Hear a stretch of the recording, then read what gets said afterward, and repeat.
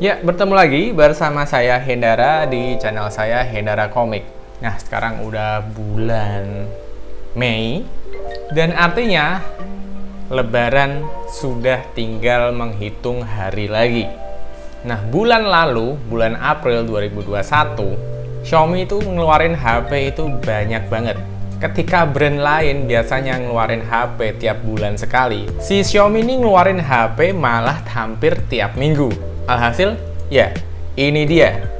Ada 5 HP yang dikeluarkan oleh Xiaomi bulan lalu, bulan April.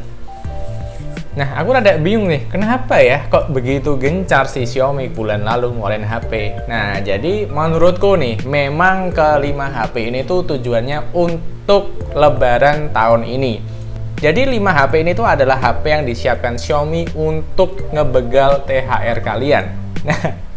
Nah, buat kalian yang ingin ganti HP di Lebaran kali ini, Xiaomi udah memberikan 5 handphone terbaru di tahun 2021 yang speknya keren-keren. Bener, keren-keren. Dan seperti biasa ya, Xiaomi itu selalu memberikan harga yang murah untuk kaum mendang-mending. Harga yang terbaik, jujur, dan nggak bohong. Oke, langsung aja kita mulai ke HP yang pertama.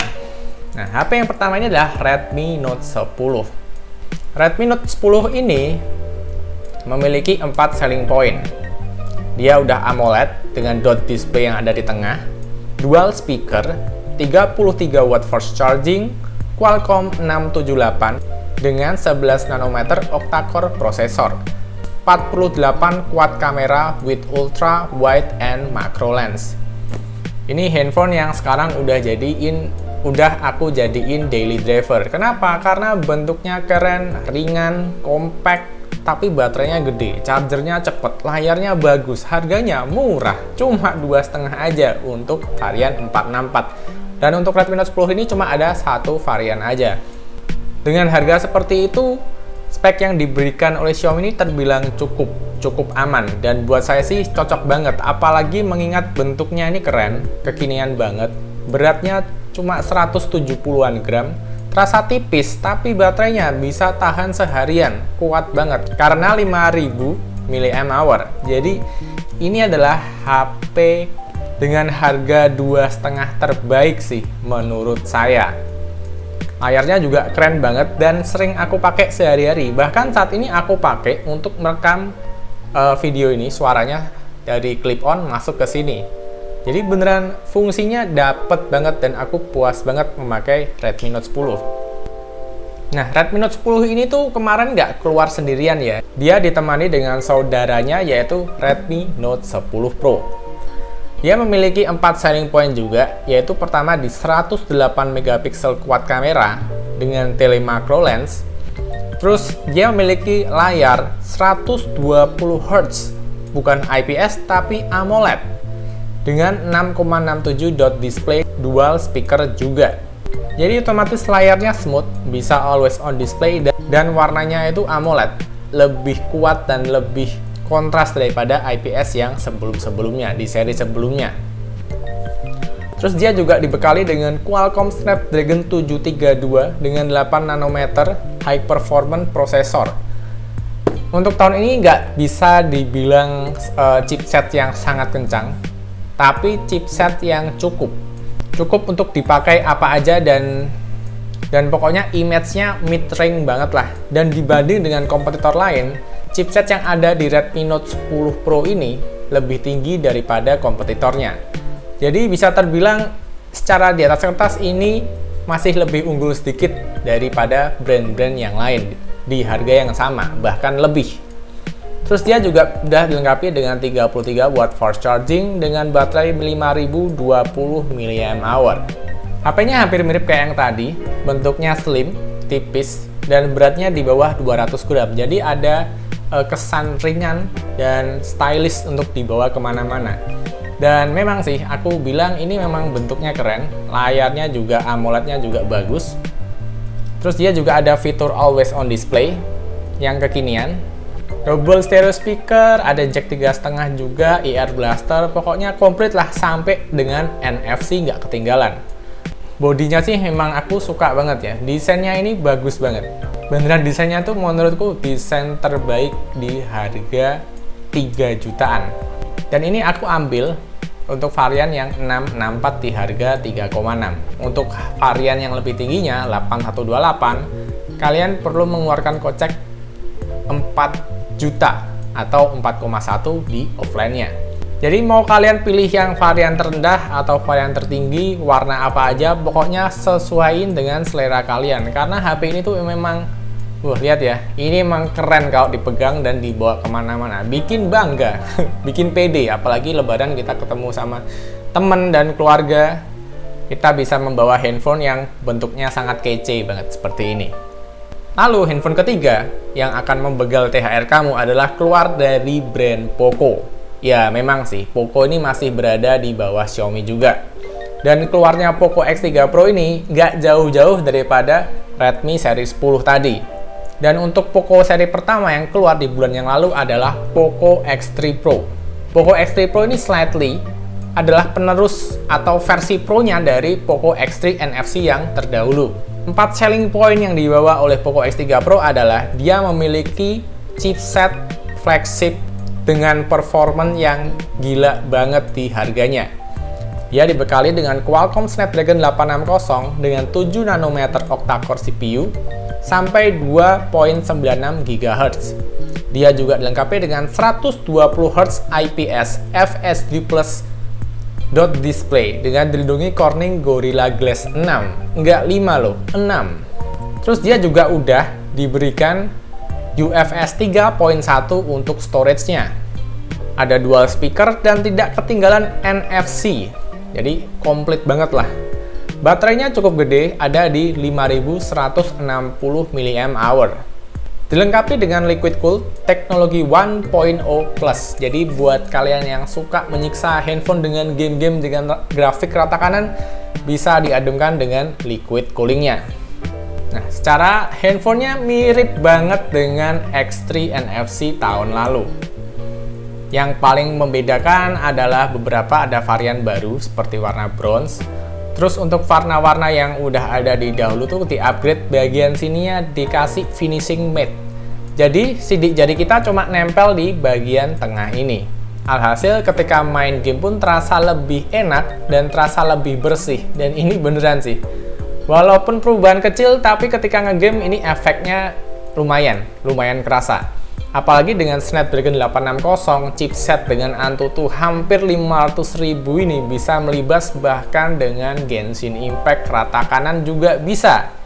Dan untuk suhunya juga terbilang cukup adem, mengingat harganya itu cuma ada di 3,5 untuk varian 6128. Untuk varian tertingginya 8256, kalian bisa mengeluarkan kocek hingga 4 juta atau offline-nya 4,1 untuk 8256. Memang sih modelnya mungkin tidak semua orang senang, tapi buat para gamer ini adalah pilihan opsi termurah dengan performa yang gila-gilaan. Semua tugas-tugas berat, semua game-game berat bisa dilibas dengan sangat baik di Poco X3 Pro. Dan untuk kameranya juga mungkin bukan yang terbaik di harganya. Cuma untuk keseluruhan dari Poco X3 Pro ini kameranya cukup bisa membuat kita nggak kecewa. Jadi HP ini cukup komplit untuk menemani kamu di tahun 2021. Apalagi sudah ada dukungan NFC juga di dalamnya. Dan layarnya walaupun IPS tapi masih keren. Dan dibuat ngegame juga masih enak. Dan sedikit bocoran, walaupun ini sama dengan Poco X3 NFC ya, tapi layarnya itu lebih warm daripada Poco X3 NFC. Dan untuk kualitas speaker, waktu aku jejerin sama X3 NFC, speakernya ini lebih kencang daripada X3 NFC. Lanjut ke handphone berikutnya, Poco F3.